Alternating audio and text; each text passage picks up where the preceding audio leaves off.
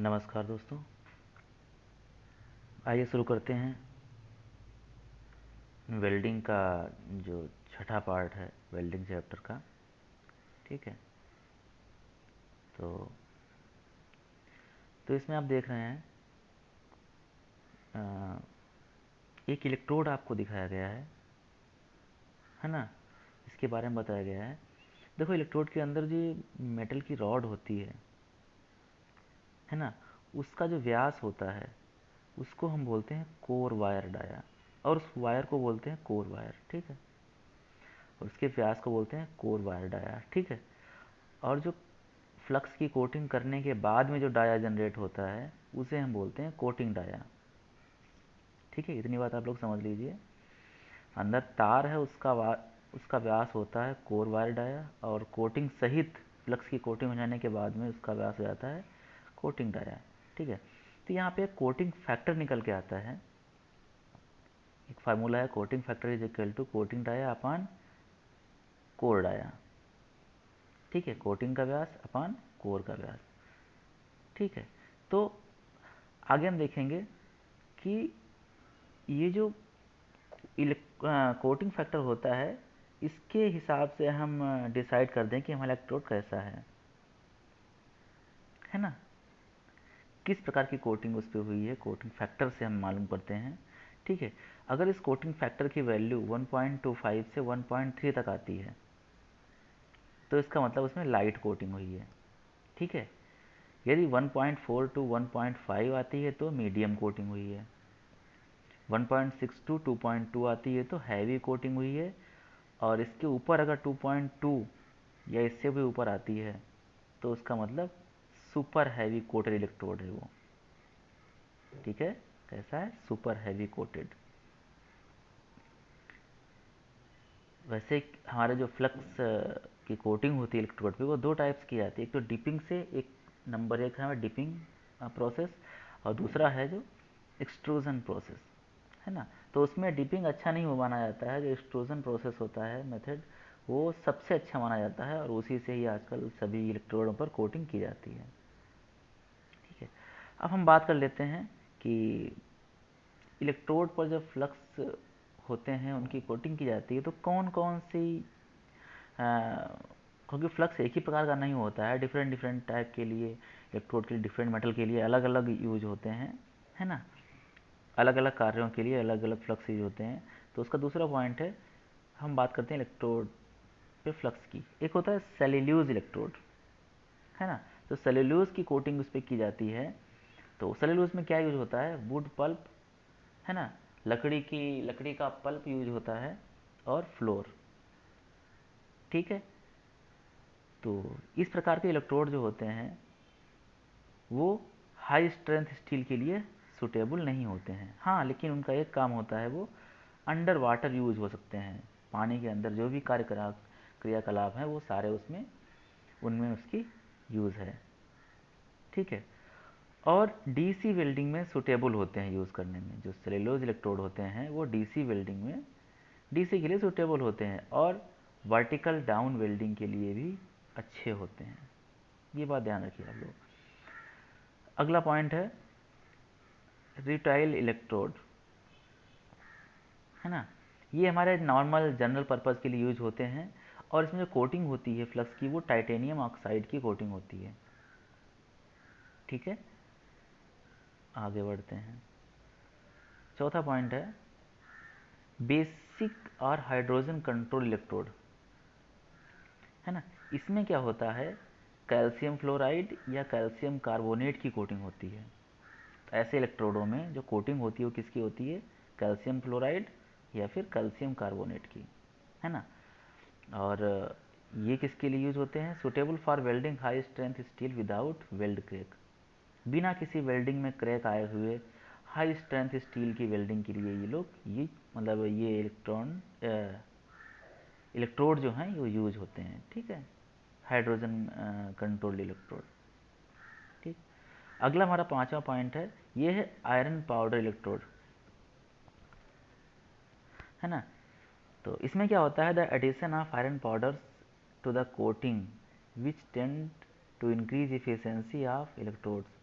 इसमें क्या होता है, जो फ्लक्स हमारा फ्लक्स में कोटिंग करते हैं उसमें आयरन का पाउडर मिला देते हैं, लोहे का पुरादा मिला देते हैं। तो इससे क्या होता है, ये जो इफ़िशियंसी इसकी इंक्रीज़ हो जाती है।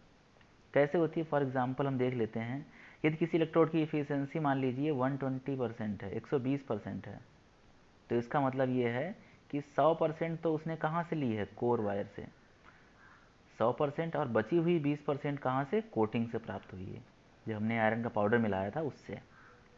ठीक है, तो आयरन पाउडर इलेक्ट्रोड जो होते हैं वो थोड़े उससे इफ़िशियंसी बढ़ जाती है हमारी ये। ठीक है, अब 6 पॉइंट है, कंपोजिशन है। ये जो फ्लक्स हम उसमें यूज़ करते हैं उसमें कंपोजिशन है, मतलब किस किस चीज़ के लिए कौन कौन सी चीज़ें मिलाते हैं, है ना। जैसे कि हम ले लेते हैं यहाँ पर ABCD पॉइंट पर हमने उसको विभाजित किया है। अगर आर्क स्टेब्लिशिंग सब्सटेंस चाहिए, मतलब आर्क स्टेबल रहे हमारी, तो उसके लिए हम उसमें कार्बोनेट मिलाते हैं, जैसे चाक और मार्बल। ठीक है, बी है डीऑक्सीडाइज़र, ऑक्सीकरण रोकना है हमें। ऑक्सीकरण रोकने से क्या होता है, पोरोसिटी भी रुकती है। इसके लिए हम आयरन ऑक्साइड, लिमिटाइट और मैग्नेटाइट मिलाते हैं। ठीक है, सी पॉइंट है स्लैग फॉर्मिंग सब्सटेंस। स्लैग मतलब जो ऊपर तैरता है ना, इसको बनाने के लिए, क्योंकि अगर ऊपर तैरेगा नहीं तो मेटल के अंदर अंदर घुस जाएगा और हमें एक फॉल्ट यानी कि दोष उत्पन्न हो जाएगा। तो स्लैग उत्पन्न होना बहुत ज़रूरी है ना। तो कौन कौन सी चीज़, क्ले और लाइमस्टोन यूज़ करते हैं स्लैग फार्मिंग सब्सटेंस जो। डी पॉइंट है फ्लक्सिंग क्लीनिंग सब्सटेंस, है ना। इसके लिए क्लीनिंग सब्सटेंस के लिए हम लाइमस्टोन, क्लोराइड्स और फ्लोराइड्स यूज़ करते हैं। ठीक है, आगे बढ़ते हैं इसी में। ई पॉइंट है गैस फॉर्मिंग सब्सटेंस, मतलब ऐसे चीज़ें जो जिससे गैस उत्पन्न होती है फ्लक्स में ही, उसके लिए हम वुड फ्लोर, है ना, डेक्सटोरिन एंड सेल्यूलोज यूज़ करते हैं। ये गैस उत्पन्न करते हैं फ्लक्स में। एफ है बाइंडिंग, यानी कि बंधक के रूप में सोडियम और पोटेशियम के सिलिकेट यूज़ करते हैं। ठीक है, तो ये सारी चीज़ें हम फ्लक्स में यूज़ करते हैं ताकि हमें वांछित चीज़ें प्राप्त हो सकें। अब हम बात करते हैं कोडिंग की। देखो इलेक्ट्रोड होते हैं, उस पर एक कोड होता है। डिफरेंट मेटल के लिए, डिफरेंट पोजीशन के लिए हम अलग अलग इलेक्ट्रोड यूज़ करते हैं, तो उस पर कोड एक होता है ना। तो उसके माध्यम से आप पहचान जाते हैं कि फला इलेक्ट्रोड किस चीज़ के लिए यूज होने वाला है। तो इसको हम देखेंगे। उम्मीद करता हूँ आपको साफ दिखाई पड़ रहा होगा। हाँ, ये ASW कोडिफिकेशन है ना, किसके लिए, carbon steel and low alloy steel coated electrode के लिए, है ना। ASW AWS कोडिफिकेशन है ये। ठीक है, तो ये 4 अंकों का होता है ना। ई तो होता है, ई का मतलब होता है इलेक्ट्रोड, है ना। फर्स्ट और सेकेंड डिजिट जो होगी ये हमारी शो करेगी कि जो हम वेल्डिंग करते हैं जिस मेटल से, उसकी स्ट्रेंथ कितनी होगी, और वो हम PSI में, यानी कि टेंसाइल स्ट्रेंथ कितनी होगी, इसको हम 1000 से गुणा कर देंगे। जैसे मान लीजिए यहाँ पे 1 और 2 यानी कि 12 आया, तो उसकी स्टेबल टेंसाइल स्ट्रेंथ कितनी होगी, 12,000, यानी कि 1000 से हम गुणा कर देंगे। ठीक है, थर्ड डिजिट जो है वो हमारी क्या शो करती है, वो वेल्डिंग पोजीशन शो करती है ना। अगर यहाँ पर 1 दे रखा है तो आल पोजीशन, 2 दे रखा है तो फ्लैट एंड हॉरिजेंटल, 3 दे रखा है तो फ्लैट एंड डाउन हैंड। ठीक है, चौथी डिजिट हमारी क्या शो करती है, ये type of flux coating show करती है। यहाँ पर 0 से लेकर 8 तक होते हैं, 0 1 2 3 4 5 6 7 8 तक। ठीक है, और जो अंक यहाँ पे है उसके माध्यम से हम देख लेंगे यहाँ पे टेबलें मिला करके कि कौन सी कोटिंग यहाँ पर हुई है इस इलेक्ट्रोड में। ठीक है, तो ये हमारा AWS कोडिफिकेशन है कार्बन स्टील और लो एलॉय स्टील के कोट इलेक्ट्रोड के लिए। ठीक है, आइए हम आगे बढ़ते हैं, इसका एक उदाहरण देख लेते हैं, है ना। अगर हम दे रखा है AWS E6013, है ना, तो E का मतलब तो इलेक्ट्रोड हो गया। 60 यानी कि फर्स्ट 2 डिजिट क्या शो करते हैं, टेंसाइल स्ट्रेंथ। 60 को 1000 से गुणा करते हो कितना हो गया, 60,000। पहला है नंबर 3 पर जो है उसमें 1 2 3 दे रखे हो, तो पहला एक नंबर से यूज करें तो आल पोजीशन इलेक्ट्रोड है। और चौथी डिजिट जो हमारी है ये शो करती है कि कौन सा कोटिंग की गई है, किस फ्लक्स की। ठीक है, तो इस तरीके से होता है। आगे भी हम देखेंगे, अभी थोड़ा सा विस्तृत रूप में देखेंगे। ये हमारा दे रखा है BS 639 1976 1976 इक्वेलेंट टू ISO 2560, है ना। इसमें जो कोटिंग होती है वो थोड़ी सी डिफरेंट टाइप की होती है, थोड़ी सी और स्टैंडर्ड होती है, क्योंकि स्टैंडर्ड इसलिए क्योंकि ISO 2560 स्टैंडर्ड यहाँ पर अप्लाई किया गया है। ठीक है, तो सबसे पहले हम देख लेंगे ये हमारा ये कोडिंग है ना। एग्जाम्पल तौर पे ई, ये इसमें कितने होते हैं, इसमें 7 होते हैं मेन रूप से, है ना। 7 हिस्से होते हैं, 7 पार्ट होते हैं हम कह सकते हैं, और 8वां पार्ट भी जोड़ देते हैं जो ज़रूरत पड़ती है तब, है ना। यहाँ पे मान लेते हैं हम 8 पार्ट हैं, तो ये तो हमारा एक हो गया, फिर दूसरा, तीसरा, चौथा, पाँचवा, छठा, सातवां और ये 8वां हिस्सा हो गया। ठीक है, अब इन सबको हम बारी बारी से समझेंगे। पहला हमारा जो है ये है ई, है ना। पहला वाला पोर्शन हमारा शो करता है प्रोसेस को। ठीक है, तो यहाँ पे जो प्रोसेस है वो है कवर्ड MMA इलेक्ट्रोड। ठीक, किस प्रोसेस के थ्रू उसको बनाया गया है। अब यहाँ पे जो दूसरा हिस्सा है, जो 51 हम देख रहे हैं यहाँ पे, उसके बारे में हम बात करते हैं। 51 जो है ये क्या शो करता है, ये दूसरा हिस्सा है, ये हमारी स्ट्रेंथ शो करता है। ठीक है, ये टेबल से है, इतना इसमें डीपली जाने की ज़रूरत नहीं है। ठीक है, तो दूसरा जो पार्ट हमारा है ये स्ट्रेंथ को शो करता है ना। और अब हम तीसरे हिस्से की बात करेंगे जो कि हमारा यहाँ पे 33 शो हो रहा है। ठीक है, तो तीसरा हिस्सा हमारा जो है वो यहाँ देखिए, ये इलोंगेशन शो करता है। ठीक है, तीसरा हिस्सा क्या हमारा इलोंगेशन शो करता है, ये है 33, ये तीसरा हिस्सा इलोंगेशन। चौथा हिस्सा हमारा जो है, ये जो बी दे रखा है, ये हमारा क्या शो करता है, ये कवरिंग शो करता है। ठीक है, चौथा हिस्सा जो है ये कवरिंग शो करता है। तो कवरिंग किस किस की है, यहाँ पर जैसी भी दे रखी है जितनी कोडिंग, उसके हिसाब से टेबल में हम देखेंगे। ए है, AR है, बी है, COR, तो उस तरीके से यहाँ पे हम देखेंगे। ठीक है, चौथा हिस्सा हमारा क्या करता है, सो कवरिंग शो करता है। पाँचवें हिस्से की हम बात करेंगे, अगर पाँचवा हिस्सा हमारा क्या है, बी के आगे 160, ये शो करता है इलेक्ट्रोड की इफ़िशियंसी। ठीक है, क्या शो करता है, इलेक्ट्रोड की इफ़िशियंसी। हम 6 हिस्से की बात करेंगे जो कि नंबर, जिसमें कि नंबर 2 पड़ा हुआ है, ये चीज़, ये छठा हिस्सा है। ये हमारा शो करता है वेल्डिंग पोजीशन। यहाँ पे जो भी नंबर है उसके हिसाब से हम टेबल में देखेंगे। अगर 1 दे रखा है तो ऑल पोजीशन, ठीक है, 2 दे रखा है तो all position expect vertical down. तो इस तरीके से 1 से लेकर 6 तक यहाँ पर नंबर यूज होते हैं। ठीक है, छठे हिस्से में तो ये शो करता है यहाँ पे वेल्डिंग पोजीशन। अगला हमारा जो है वो है सातवां हिस्सा, यानी कि जहाँ पे जीरो दिख रखा आपको है।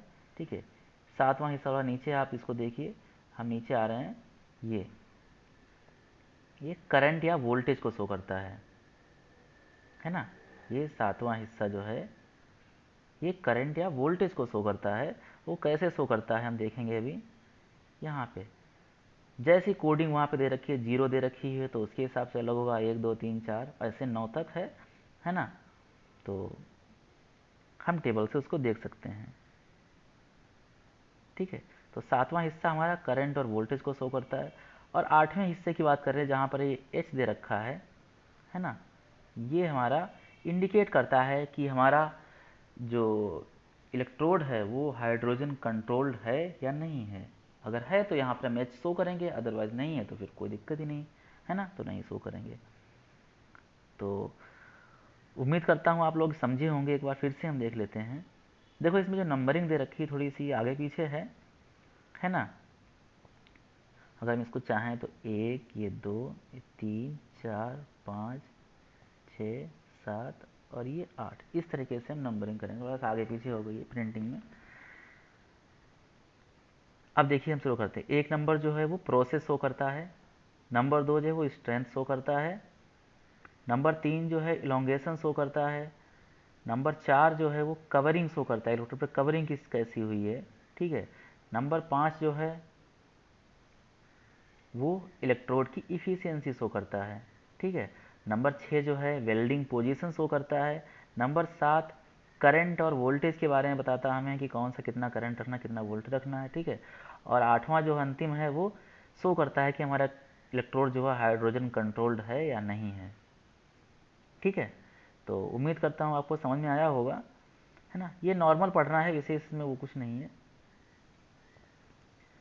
अब हम बात करते हैं इलेक्ट्रोड के चयन की, सिलेक्शन की, ठीक है। यहाँ पे टेबल दे रखी है, बेस मेटल है और ये इलेक्ट्रोड कौन सा उसके लिए चुनना है। तो अगर माइल्ड स्टील है तो उसके लिए कौन सा इलेक्ट्रोड होना चाहिए, medium coated rutile MS electrode. Medium carbon steel है तो उसके लिए हैवी कोटेड होना चाहिए, लो हाइड्रोजन एमएस इलेक्ट्रोड, ठीक है। स्टेनलेस स्टील के लिए वेल्डिंग के लिए, अगर हमारा ये वेल्डिंग करनी है तो columbium based stabilised stainless steel electrode, ठीक है। कॉपर के लिए हैवी कोटेड ब्रॉन्ज इलेक्ट्रोड, ठीक। तो ये जो बेस मेटल हैं उनके लिए इलेक्ट्रोड का चयन हम इस तरीके से करते हैं, ठीक है। आगे बढ़ते हैं हम। अब हम बात करते हैं, देखो 9th पॉइंट में दे रखा है आपको कि do not discard stub end more than 40 to 50 mm length. जैसा कि हम लोग जब वेल्डिंग करते हैं तो वेल्डिंग में क्या होता है, कुछ हिस्सा बच जाता है, मतलब हमारा इलेक्ट्रोड जो है पूरी तरीके से नहीं गलता है, थोड़ा सा हिस्सा बच जाता है ना, 3-4 सेंटीमीटर 5 सेंटीमीटर। तो इसमें बताया गया है कि जो फेंकना है हमें, मतलब जो यूज़ नहीं हम कर सकते हैं, वो हिस्सा टोटल उसकी लेंथ कितनी होनी चाहिए, यहाँ से लेकर यहाँ तक 4 से 5 सेंटीमीटर, यानी कि 40 से 50 mm तक होनी चाहिए। इससे अधिक अगर आप फेंकेंगे तो फिर आप बर्बादी कर रहे हैं इलेक्ट्रोड की, ठीक है। ये इससे अधिक नहीं होना चाहिए, ठीक है। और इसका निपटान जो है सही जगह करना चाहिए। जब हम इस टब के सिरे को फेंकेंगे तो एक उचित जगह पे, उचित कंटेनर में उसको डालना चाहिए। अगर आप इधर उधर कहीं डाल देंगे तो आग लगने की संभावना है, क्योंकि गर्म होता है वैसे भी। तो इसको उचित जगह पे आपको रखना है ना। और इलेक्ट्रोड वैसे भी एक बहुत ही सेंसिटिव चीज़ है, तो इसको 10 पॉइंट में हम समझें। 10वें पॉइंट में इसको हम स्टोरिंग जो करते हैं, store and keep the electrode air tight in a dry place, है ना। सूखे स्थान पे रखेंगे, एयर टाइट जगह पे रखेंगे इलेक्ट्रोड को, है ना, जहाँ नमी ना पहुँचे। यदि नमी पहुँच गई है, moisture affected prone electrode drying oven in 110 to 150 degree 1 hour. मतलब अगर हमें इलेक्ट्रोड हमारा अगर ख़राब भी हो गया है, मॉइस्चर उसमें आ गई, नमी आ गई है, तो उसको ओवन में हम सुखाएंगे, किससे, 110 से 150 डिग्री तापमान पे 1 घंटे तक, ठीक है। और अगला क्या है, देखो एक इसमें वार्निंग दे रखी है 11 नंबर पे, special drying procedure apply to hydrogen control electrode. जो हाइड्रोजन कंट्रोल इलेक्ट्रोड होते हैं तो उनके लिए हमें स्पेशल सुखाने की तकनीक जो है यूज़ करते हैं, है ना। और वो कौन आता है, जो मैन्युफैक्चरर होता है, जो उसको बनाने वाली कंपनी है, वो इंस्ट्रक्शन देती है कि आपको ऐसे सुखाना है, ठीक है। बाकी सबके लिए तो हमारा ये वाला सही है ना। लेकिन इस हाइड्रोजन कंट्रोल के लिए हमें मैन्युफैक्चरर के इंस्ट्रक्शन को फॉलो करना होगा, ठीक है। आगे बढ़ते हैं हम। 12वां पॉइंट है, non ferrous metal and their alloys can not be cut by oxy acetylene welding. इसमें कह रहा है कि नॉन फेरस अलौह धातुएं और उनकी मिश्र धातुएं, नॉन फेरस मेटल और उनके एलॉयज ऑक्सी एसिटिलीन वेल्डिंग के द्वारा नहीं काट सकते हैं। ये बात ध्यान रखिए आप, है ना। हो सकता है एग्जाम में पूछ लिया जाए कि ऑक्सीएसिटिलीन बेंडिंग से क्या हम नॉन फेरस मेटल काट सकते हैं, तो बिल्कुल नहीं काटेंगे। ठीक है, इसमें ये पॉइंट है, क्योंकि जो आयरन जो है, इसी में ही आगे हम बढ़ते हैं। आयरन जो है, जब हम उसकी कटिंग करते हैं तो क्या होता है, अगर हम किसी भी फेरस मेटल की कटिंग करते हैं तो आयरन लोहा हमारा किस में चेंज हो जाता है, आयरन ऑक्साइड में चेंज हो जाता है। ठीक है, इसको हम बोलते हैं ऑक्सीडेशन। क्या बोलते हैं, ऑक्सीकरण, यानी कि ऑक्सीडेशन। और जो ये ऑक्साइड होता है, आयरन ऑक्साइड होता है, ये जो मूल हमारी धातु होती है लोहा, उससे हल्का होता है ना, लाइटर देन बेस मेटल। और अगर जब पिघली हुई अवस्था में होता है, मोल्टेन कंडीशन में होता है, तब इसको हम स्लैग बोलते हैं। यानी कि आयरन ऑक्साइड जब मोल्टेन कंडीशन में होता है तो इसे हम क्या बोलते हैं, स्लैग बोलते हैं। ठीक है, बी पॉइंट है, jet of oxygen coming from the cutting torch will blow the molten slag away from the metal making a gap called curve. जब भी हम ऑक्सीजन से कटिंग करते हैं, ठीक है, तो क्या होता है, एक कटिंग के बीच में एक गैपिंग बन जाती है। जब हम मेटल को काट रहे होते हैं तो वहाँ गैप बन जाता है, तो उसको हम गैप में क्या बोलते हैं, कर्व बोलते हैं, KERF। ये बहुत इंपॉर्टेंट है, ये आया भी कई बार एग्जाम में है। ठीक है, कर्व कैसे बनता है, अभी आपको हम एक पिक्चर शो करेंगे, उसमें आप क्लियरली समझ जाएंगे कौन सा हिस्सा कर्व कहलाता है। ठीक है, तो आगे देखिए, इसका भी सी पॉइंट देखते हैं।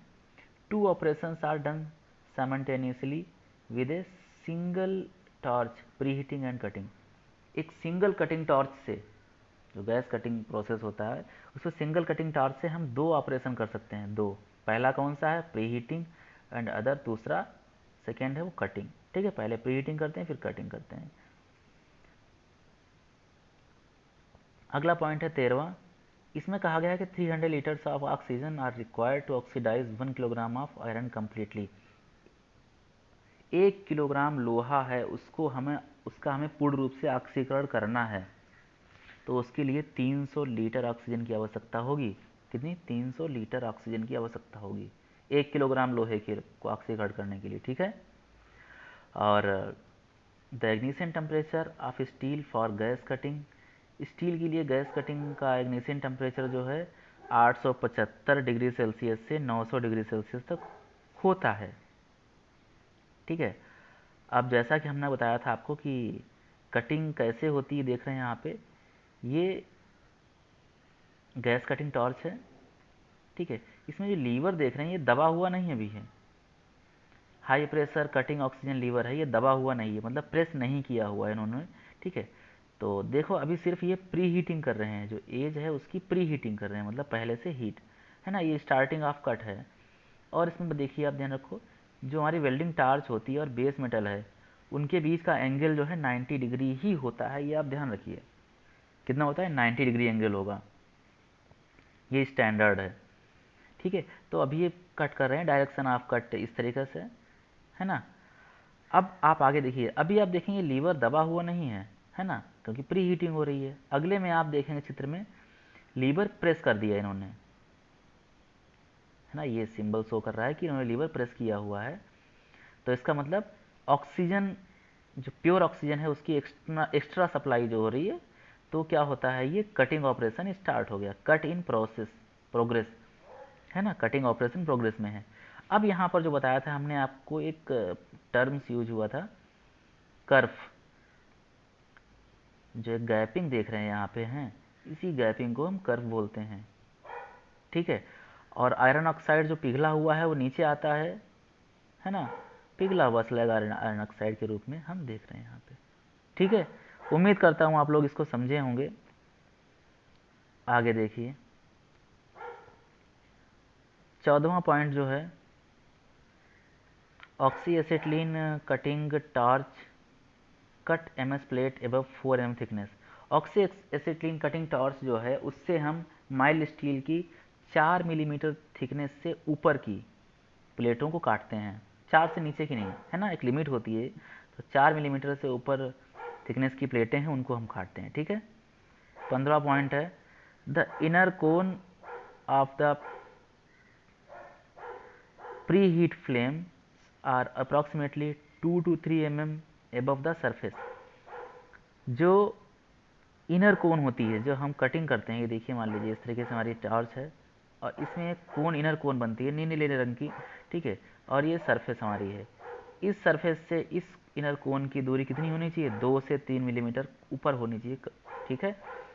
और वहीं ये जो नोजल है, इसकी टिप की सरफेस से दूरी 5 से 6 मिलीमीटर होनी चाहिए, ठीक है, जिसको हम काट रहे हैं। तो इनर कोन से दूरी 2 से 3 मिलीमीटर, और टिप जो होती है, नोजल, कटिंग नोजल है, उसकी टिप से दूरी कितनी होनी चाहिए? 5 से 6 मिलीमीटर होनी चाहिए, ठीक है। यहाँ पे आप देखिए, ये हमारी कटिंग टॉर्च को दिखाया गया है। ऑक्सीजन वाल्व है, ऑक्सीजन हो यहाँ से आती है, इंटर करती है, ठीक है। ये ऑक्सीजन कटिंग लीवर है, इसको दबाने से ऑक्सीजन आगे सप्लाई हो जाती है, एक्स्ट्रा वाली जो जिस कटिंग वाली है, ठीक है। दूसरा एसिटिन वाल्व है, और ये पाइप है, इनमें ऑक्सीजन एसिटिलीन मिक्सिंग एक पाइप गया है, दूसरा प्योर ऑक्सीजन का गया है जो कटिंग करता है। और ये एंगल हमेशा 90 ही रहेगा, ठीक है। किसी विशेष परिस्थिति की बात अलग है, अगर नॉर्मली पूछा जाए तो ये 90 डिग्री ही हम लिखेंगे, ठीक है। तो यहाँ पे आप देख सकते हैं, ये दिख रहा है ऑक्सीजन इस टाइप की होगी, एसिटिलीन ब्लैक कलर की होगी, मिक्सिंग गैस हैचिंग टाइप की होगी। तो ये मिक्सिंग चैम्बर है, यहाँ पे ये देख रहे हैं आप, मिक्स्ड गैस जो है आसपास से आती है, और प्योर ऑक्सीजन बीच से हम छोड़ते हैं, क्योंकि वो कटिंग करना हमें, ये बात ध्यान रखिए। आप इसको देख सकते हैं आप गौर से एक बार, ठीक है, इस पोर्शन को। मिक्सिंग गैस आसपास से आती है और प्योर गैस बीच में से आती है, ठीक है। इसको आप अच्छे समझेंगे, अभी आप नोजल देखेंगे इसका, ठीक है। जैसा कि हम देख पता है कि जो वेल्डिंग ब्लो पाइप होता है ना, उसमें भी ऑक्सीजन आती है, एसिटिलीन आती है, ठीक है। यहाँ से मिक्सिंग चैम्बर मिक्स होकर और एक ही छेद से बाहर निकलती है, इसमें एक ही छेद होता है, और ये जो मुड़ा एंगल होता है 120 डिग्री होता है। कितना होता है? 120 डिग्री वेल्डिंग ब्लो पाइप में, ठीक है। और जबकि कटिंग ब्लो पाइप में हम देख रहे हैं यहाँ पे ये 90 डिग्री होता है, ठीक है। और इसमें क्या होता है, यहाँ पर कई छेद होते हैं नोजल में, एक नहीं होता है, कई छेद होते हैं, एक से अधिक छेद होते हैं, ठीक है। अब देखिए आप जो यहाँ पर हाँ देख रहे हैं, इसमें क्या है, the cutting tip is made with an orifice in the centre surrounded by 5 smaller holes. जो कटिंग टिप होती है वो किससे? ऑरिफिस से बनी होती है, ऑरिफिस होती है, ठीक है। उसके सेंटर में, ये देख रहे हैं, ये सेंटर में ऑरिफिस है, कटिंग ऑक्सीजन होल जिसको बोलते हैं, और आसपास देख रहे हो 5 होल बने हुए हैं, है ना। इन जो 5 होल आसपास बने हुए हैं, ये इसमें से मिक्स्ड गैस आती है, मिक्स गैस आती है, ठीक है, ऑक्सीएसिटिलीन मिक्स। जो बीच में जो ऑरिफिस है ना, जिसको आप देख रहे थे, ये इसमें प्योर ऑक्सीजन आती है कटिंग के लिए। तो ये हमारा कटिंग का नोजल है, आप देख सकते हैं। पहले तो हम प्री हीट करते हैं आसपास वाले होलों से, और फिर ऑक्सीजन लीवर दबा देते हैं, तो बीच वाले से ऑक्सीजन निकल आती है और वहाँ पे कटिंग होने लगती है, ठीक है। आगे देखिए 16 हमारा पॉइंट है, the cutting nozzle size is given by the diameter of the cutting oxygen orifice in mm। देखो वैसे नॉर्मली हम जो साइज लेते हैं कटिंग नोजल का, वो जो बीच का जो ऑरिफिस होता है, हमने बताया था ना, बीच बीच में जो ऑक्सीजन जिससे सप्लाई होती है, प्योर ऑक्सीजन, उसके साइज से लेते हैं। जितने mm उसका डाया होगा, तो समझ लो कटिंग नोजल का डाया, कटिंग नोजल का साइज वही होगा, है ना। वो क्या है आप देख सकते हैं यहाँ पे, ये जो बीच वाला हिस्सा है, ठीक है, कटिंग ऑक्सीजन होल, जितना इसका डाया होगा वही उसका साइज होगा, ठीक है। The welding nozzle size is given by the volume of oxyacetylene mixed gases coming out of the nozzle in cubic metre per hour. और जो वेल्डिंग नोजल होता है उसका साइज हम कैसे लेते हैं, ये तो बात हमने ऊपर की कटिंग नोजल के बारे में, ठीक है। वेल्डिंग नोजल का साइज हम लेते हैं कि जो उसके नोजल से ऑक्सीएसिटिलीन की मिक्स गैस जो है क्यूबिक मीटर पर आवर, 1 घंटे में कितने घन मीटर बाहर आती है, उससे हम लेते हैं, कितने क्यूबिक मीटर पर आवर से लेते हैं। और इसमें क्या होता है, ऑरिफिस, ऑक्सीजन ऑरिफिस इन एमएम। ठीक है, तो दोनों में बस इतना ही सिंपल सा डिफरेंस है ना। वेल्डिंग नोजल से हम क्या लेते हैं, वेल्डिंग नोजल का साइज़ कहाँ से लेते हैं, जो गैस आती है क्यूबिक मीटर पर आवर में उससे। और कटिंग नोजल कहाँ से लेते हैं, ऑरिफिस, ऑक्सीजन ऑफ ऑक्सीजन जो ऑरिफिस है उसका डाया जो है कितना एमएम है, उससे हम लेते हैं। यहाँ पे देख सकते हैं आप डिफरेंट डिफरेंट टाइप के कटिंग टिप्स यहाँ पे दे रखी हैं, है ना।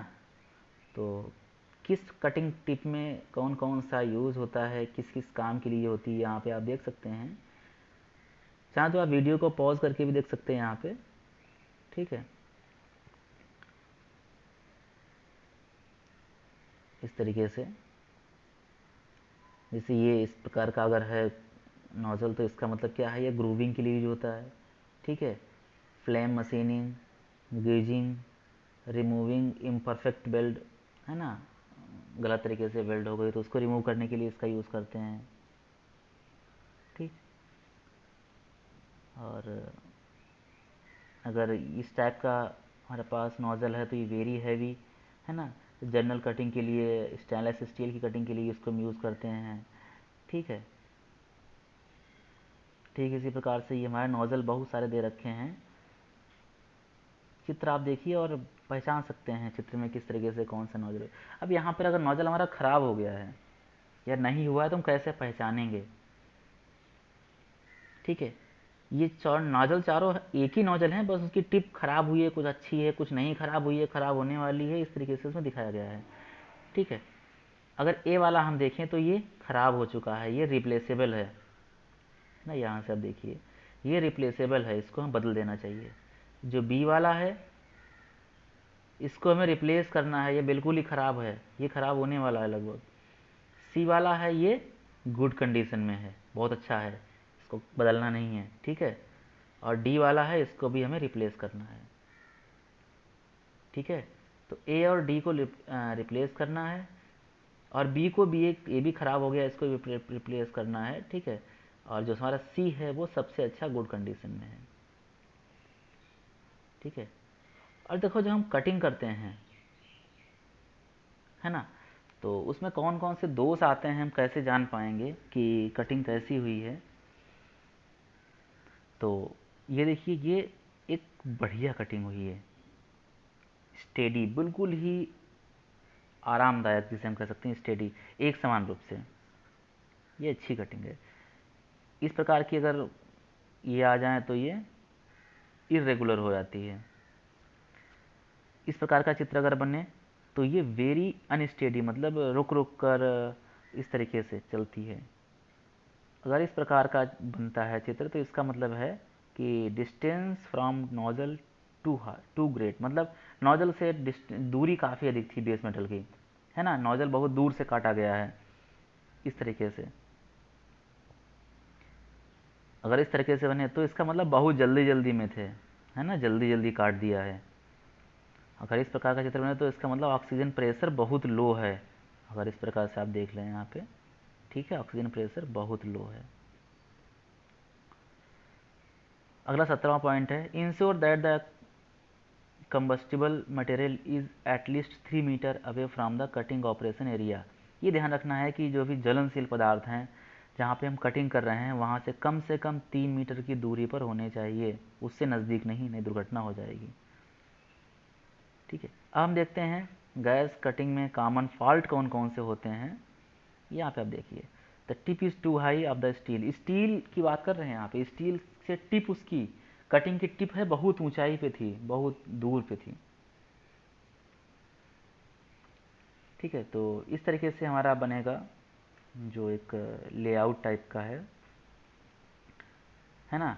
बहुत धीरे धीरे कटिंग काटी है तो एज राउंड ऊपर बनेगी हमारी, और हैवी मेटल बीडिंग यहाँ पे शो हो जाएगी, ठीक है। तो इसका मतलब बहुत ही कटिंग स्पीड बहुत स्लो थी अगर एज राउंडेड बनती है ऊपर, ठीक है। ड्रैग लाइन तो हमारी ऑलमोस्ट सेम होगी। आगे बढ़ते हैं, अगला है tip two close to the steel, tip steel से बहुत नज़दीक थी, मतलब जो डिस्टेंस हमारी है टिप की 5 से 6 मिलीमीटर उससे भी कम थी। तो उसमें क्या होता है, एक अंडर कट बन जाता है। बॉटम तो हमारी स्क्वायर बनती है लेकिन अंडर कट यहाँ पे बन जाता है, और मोल्टेड एंड राउंड हमारी एज बनती है, पिघली हुई और ऐसे इस तरीके से। ठीक है, अंडर कट बनता है अगर टिप हमारी टू क्लोज होगी। Too much cutting oxygen, oxygen हमने बहुत अधिक सप्लाई कर दी है, तो स्ट्रेट रेगुलर बीडिंग होगी लेकिन इसमें अंडर कट बन जाएगा। ठीक है, ये ऐसे क्वेश्चन चित्र से ही पूछे जाते हैं, चित्र दिखाएगा आपको और कहेगा इसमें क्या हुआ है, तो आपको ये पहचानना है यहाँ से। अगला है टू मच प्री हीटिंग कर दी है, बहुत अधिक प्री हीटिंग कर दी है पहले से, है ना। टेपर फेस बन जाएगा, आप देख रहे हैं यहाँ पे ये टेपर फेस बन जाता है ना। और स्लैग आपका इसमें चिपकेगा, ठीक है, राउंडेड एज बनेगी, है ना। और कर्व जो है उसमें हमारा मेटल जो है गिरने लगेगा। तो इस तरीके से जो दोष हमारे हैं ये टू मच प्री हीटिंग के होते हैं। ठीक है, और अगर बहुत स्लाइटली टू फास्ट कट है तो इस तरीके से हमारी प्रोफाइल बनेगी, है ना। यदि बहुत धीमे है तो इस तरीके से प्रोफाइल बनेगी। और उसके बाद में जो फिगर नंबर 9 आप देख रहे हैं ये करेक्ट कट है। अगर इस तरीके से आप कट आपका बनता है, कट प्रोफाइल बनती है, तो इसका मतलब बहुत ही अच्छा कट है। ठीक है, तो ये आप देखिए, यहाँ पे आप देखिए एक चित्र बना हुआ है, कटिंग स्ट्रेट लाइन कटिंग को शो कर रहा है यहाँ पे, है ना। ये ऑक्सीजन है, ऊपर ऑक्सीजन वाला पाइप, नीचे फ्लू गैस। फ्लू गैस में कुछ भी हो सकता है, एसिटिलीन हो सकती है, एलपीजी हो सकती है, कोल गैस, जैसी जहाँ पे ज़रूरत है उसी तरीके से। ठीक है, तो उसके बाद जो मेन पॉइंट है इसमें वो आपको हम दिखाना चाह रहे थे, थोड़ा सा मैं इसको बड़ा करता हूँ। आप देख रहे हैं कटिंग ऑक्सीजन कंट्रोल वाल्व कहाँ पे है, वो यहाँ पे है। आप इन चीज़ को देख लीजिए ध्यान से, ये एग्ज़ाम में पूछा गया है ना। और ये हॉरिजॉन्टल एडजस्टमेंट कहाँ पे है, यहाँ पे है। ठीक है, हॉरिजॉन्टल एडजस्टमेंट, ये आपका स्पीड कंट्रोल है, यहाँ से स्पीड कंट्रोल होती है।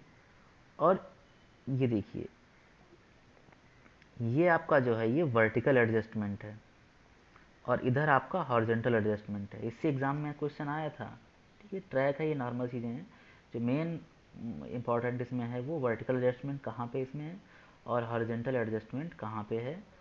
और प्री हीट कंट्रोल वाल्व पूछ देगा कि कहाँ पे है, और ऑक्सीजन कंट्रोल वाल्व भी पूछेगा। ठीक है, तो इस चित्र को आप थोड़ा ध्यान से देखिए, इसको बिल्कुल याद कर लीजिए। ठीक है, तो आगे बढ़ते हैं। अगली मशीन हमारे पास है, उसे हम बोलते हैं प्रोफाइल कटिंग मशीन या रेडियल आर्म कटिंग मशीन। जो प्रोफाइल कटिंग मशीन होती है उसको ही हम रेडियल आर्म कटिंग मशीन बोलते हैं। ठीक है, तो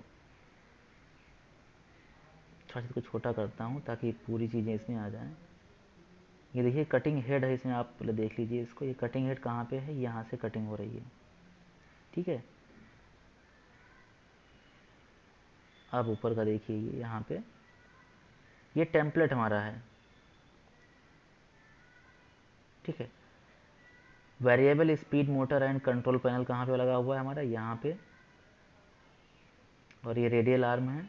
ठीक है, अगर इस प्रकार कोई चित्र आपका आता है तो वो हमारा क्या है, रेडियल आर्म कटिंग मशीन। ठीक है, और अब हम देखते हैं, देखिए जब हम वेल्डिंग करते हैं तो कभी दाहिने से बाएं, बाएं से दाएं ऐसा होता है, तो वहाँ पे एग्ज़ाम में ये पूछ लिया जाता है कि कितना एंगल है कटिंग टॉर्च का, कितना एंगल, या वेल्डिंग टॉर्च का कितना एंगल है ना। वेल्डिंग टॉर्च का एंगल और मूवमेंट किधर होगा, और फिलर राड का कितना एंगल होगा बेस मेटल से। ठीक है, तो ये हमारी है लेफ्ट वार्ड वेल्डिंग, लेफ्ट की ओर, यानी कि दाहिने से बाएं की ओर। ठीक है, इसमें क्या होता है, जो फिलर रॉड जो है, ठीक है, वेल्डिंग टार्च है, देखो ये फिलर रॉड यूज हुई है, ये वेल्डिंग टार्च है। वेल्डिंग टार्च का जो बेस मेटल से कोण कितना होता है, 60 से 70 डिग्री। फिलर रॉड का 30 से 40 डिग्री।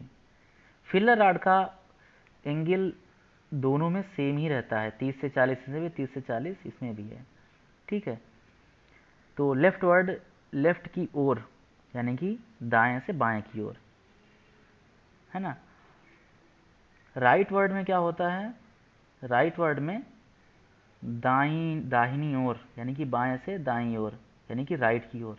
तो इसमें क्या होता है, जो हमारी वेल्डिंग टॉर्च है उसका एंगल चेंज हो जाता है, वो होता है 40 से 50 डिग्री। और जो फिलर रॉड है उसका तो सेम ही रहता है दोनों में, है ना, बस हमारे वेल्डिंग टॉर्च का एंगल चेंज हो जाता है। लेफ्ट वार्ड में जो हमारा था 60 से 70 डिग्री था, और राइट वार्ड वेल्डिंग में क्या होगा, जो वेल्डिंग टॉर्च का एंगल 40 से 50 डिग्री होगा।